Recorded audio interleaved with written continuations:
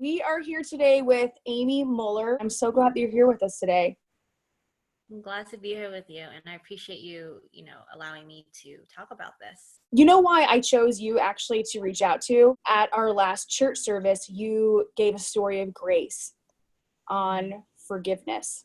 I want to talk about this really complicated, touchy subject with someone who I know in the end, on the journey of suffering and being persecuted, does have an overall aim for harmony, peace, and forgiveness in the name of Jesus. So I was like, I know Amy. I know who she is. I know what she represents. And I know that in the end, she wants to land on the side of forgiveness.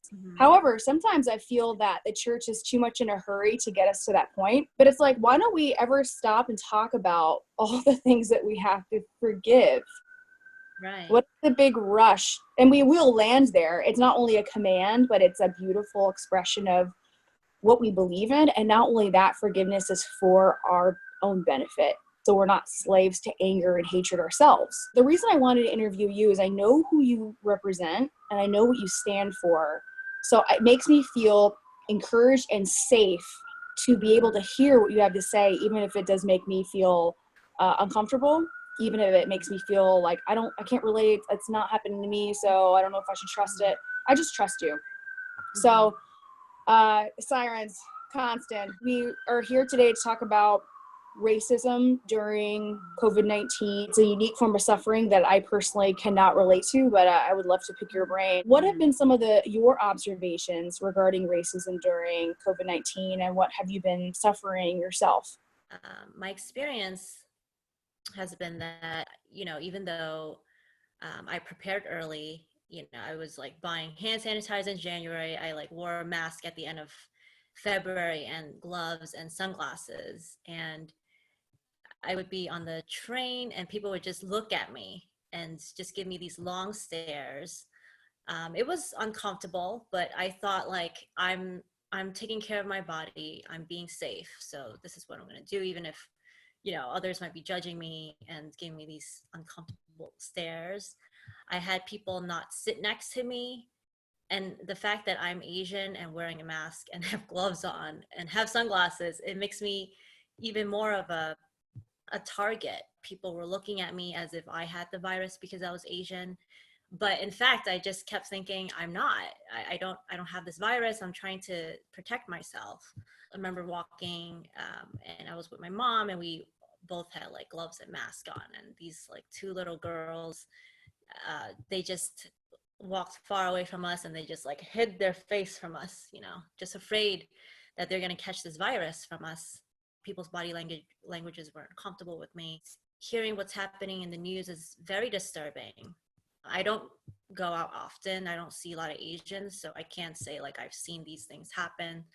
But just based on what I've read on the news, and I see Asians being spat on, being told to go back to China. They're cursed at, and they're like, I don't know if you saw in the news, there was this young man, he was on the train. This was like one of the earlier stories of racism. He was just standing there at the door and this man was just spraying him with Febreze and just telling him to go back to his country. I hear stories of this man, he was middle-aged and he was kicked to the ground. Perpetrators were just throwing racial slurs at him and he was hospitalized.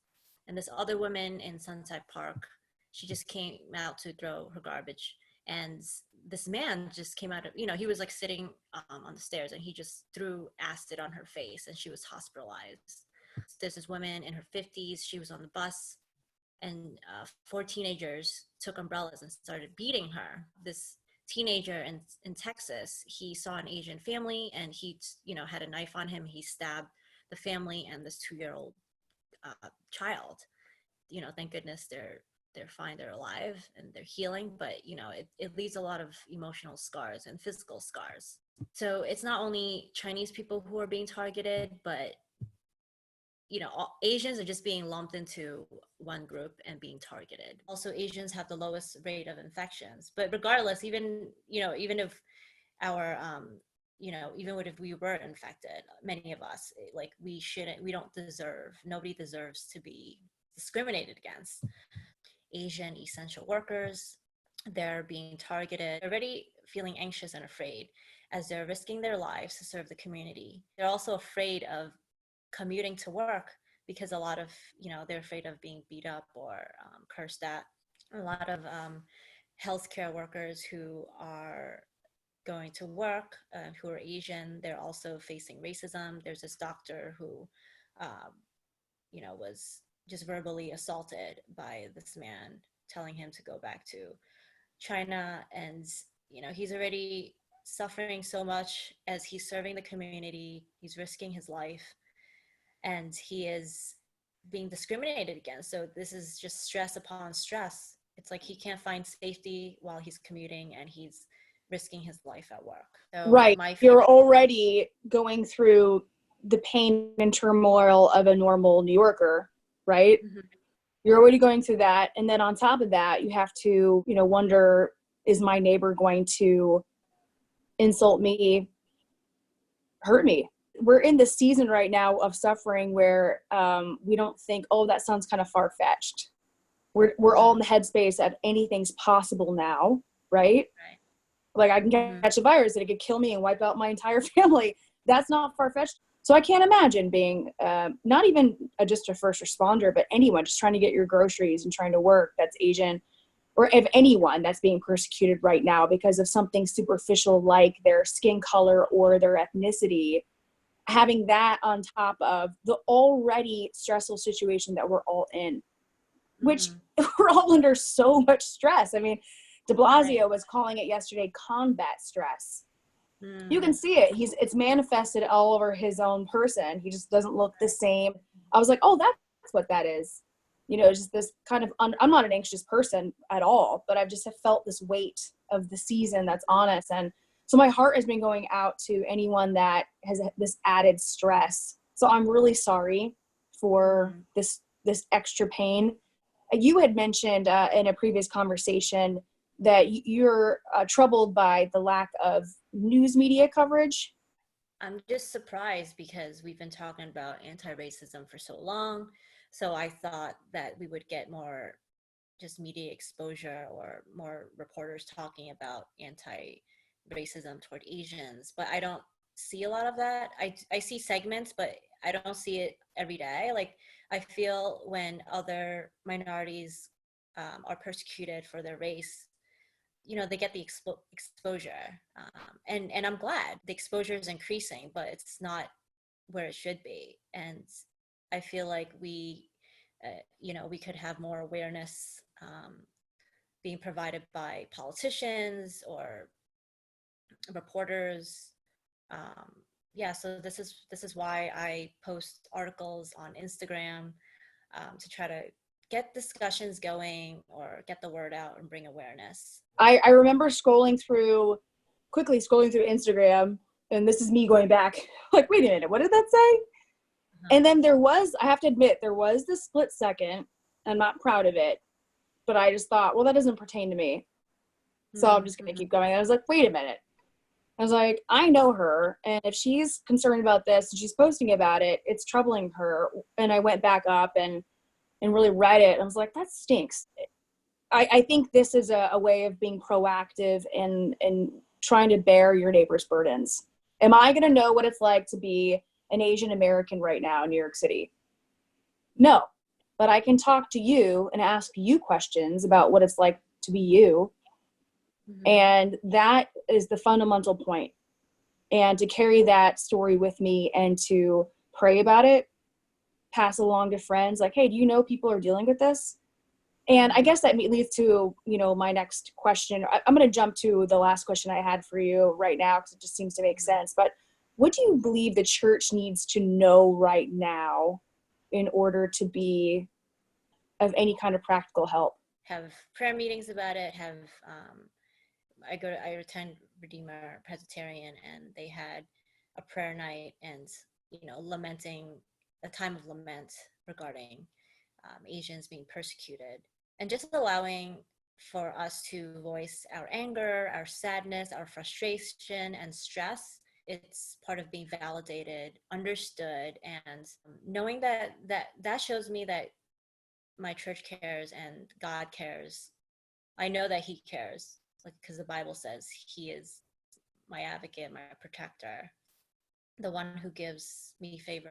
As a church, we could reach out to the president, the mayor, the governor. I've been writing to them. I mean, I don't know if they're gonna sit and read this. I do see on the news that, you know, they get some letters and they read it out loud. If there's nothing I can do, I can at least write to these officials and ask for more advocacy, for protection, for them to bring awareness, because they're in the position of power and they're the ones who can just turn this into a different direction, more positive direction. And as we know, the president called this virus the Chinese virus. And I was shocked at first and just appalled at his choice of vocabulary. I understand that he wants China to take the blame. And I do too. I want the Chinese government to be responsible and accountable for, you know, what they didn't do, or what they did do. Calling it the Chinese virus just perpetuated racism, brings things to an extreme point where, you know, like it there was evidence that attacks toward Asians rose because of what the president said. Exactly. I'm just so thankful to hear that from someone I know. So I'm not reading a news article right now. This isn't hearsay. This is two women who know each other, that trust each other, that hear each other out, and I believe you. And again, I'm really sorry. And also, there's that description of the virus, so unnecessary. It's so, all of it, any kind of linking the virus to a race is so preposterous in my mind. And I just keep thinking, how would we like it if it had started here? And it was called the New York City virus, or, you know, something like that. And I would, that would be terrible. And it just makes you think of every global, you know, issue, any virus that spreads and has spread, you know, linking it to a people group and making that people group take the blame for what is also known as an act of God. And also the virus not being discriminatory towards race. It has impacted the rich, the poor, any age, in any race. And I just think, why aren't we acknowledging that, yes, it might have started in a particular part of the world, but we're no exemption, and it could easily have started here. And I just think at the end of the day, Amy, just to make this a little more broader, not to change the focus, we just seem to be in such a hurry to blame someone for the world's problems. It needs to, and I think when you don't believe in God, it needs to be a neighbor. Somebody's got to pay a price for this. Right. And so I'm going to take out my frustration and anger on a people group, because that's going to help. But I think it's time to admit that we live in a broken world, and it's full of evil and suffering. And there is a source for this problem. Right. There is a source. And there's an entity that is loving our division over this. But why don't we bring the focus back to the evil that is behind this virus, which was the evil behind the fall of mankind from the garden in the beginning. You know, I just think we're never pointing the finger back at the ultimate problem that we're all under, which is that we live in a condemned world of sin and death. Death is our number one enemy, and there has to be a solution for it. There has to be a solution for that. Is there one? It's not in the coronavirus cure. You know, it's in Jesus Christ. Right. And I just think when I hear about the suffering of the Asian community right now, it just reminds me of people running again from God and not wanting to acknowledge their desperation for his salvation. Mm-hmm. And I'm thinking of you, and I'm praying for you. And I think those who suffer for his name's sake will be called blessed. Mm-hmm. So I want to spur you on and encourage you in this terrible time of an added stress that you must endure in this season that is completely unfair. But it totally reminds me of the place in the world we live in. And that doesn't make it okay, but it's a theme that we're all in. And so keep going, friend. And last question, you know, where have you been finding your own personal peace and comfort during this season? I would say prayer for those who are, you know, attacking Asians, and prayer for favor, protection, advocacy for us. I know that God answers and he's able to protect. And also taking control by writing to the president, governor, or mayor, and, asking for them to show compassion and to care for Asians. Yeah, using my voice. I mean, it's only Instagram. I don't have that many followers, but at least I get to speak for those who can't speak. Like a lot of Asians, they, some of them are immigrants. They don't speak English. So they can't even defend themselves on the streets if they're being attacked. They can't express themselves in the society. So they're kind of forced to remain silent. Just speaking out for those businesses, the Asian groceries or restaurants, they were the first ones to experience a loss of income because people didn't want to go to the restaurants. They were afraid of getting the virus from Asians or Chinese people. I spoke with this cashier who worked at the sushi place near me. It's closed now, but I asked her, how's business doing? How are you doing? And she said, business is not doing well. Even though it's a Japanese restaurant, she said people are being racist and not ordering from their restaurant. And, now she's out of a job. A pity to see these businesses affected. A lot of Asian workers also stopped working earlier on because they were afraid to catch the virus. It's we're a community. I can't speak for everyone, but a lot of us are very careful because we have seen MERS, SARS, so we know of the possibility, and I think that's what helped me and some of my family members and friends to prepare early on, because we know that this is possible. It came to the US before, so the SARS. So it's possible that this virus can spread to this point. When I would go travel internationally at the airport, I would see people wearing masks and they were usually Asian. And I remember judging that, be like, calm down. Like, what is the deal? Like, why do these Asians travel like they're, going to catch something? And I'll tell you this, I will never do that again. I have my own mask now, and now I get it. And it's just a testament to, like, when people behave like that and you see it in more than one person, something happened to them. And maybe you should give some credibility. And now, haven't we all been humbled?